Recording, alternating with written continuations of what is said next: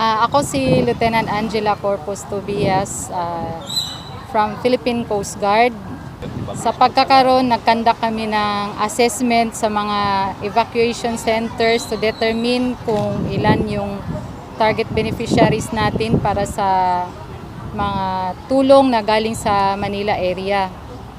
So, sa ngayon, ang Coast Guard ay busy sa pangangalap ng tulong galing sa iba't ibang NGOs natin and sa mga volunteers natin sa Philippine Coast Guard Auxiliary at yung galing din sa DSWD at ibang Coast Guard units coming from the Visayas area and Zamboanga, meron din tayo sa Iloilo.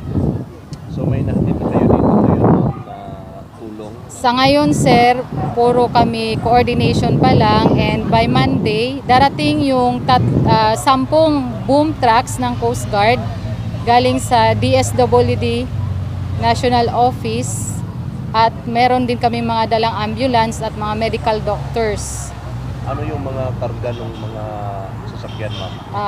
Iba't ibang klase ng food packs, laminated sacks or tent, at saka mga Tubig. may tubig din. So lahat ng mga bakwit, ma'am, mabibigyan? Lahat ng mga bakwit? We are relying sa list na ibibigay ng MSWD. So maliban dito, ma'am, sa Dulo? Barangay Dulo. Saan pang barangay o saan munisipyo pa ang... As of now, ang aming team ay nasa Magsaysay kasama ng aming task force commander na si Commodore Gregorio I. Adel Jr. at ng aming medical team ay nandoon din sa evacuation centers.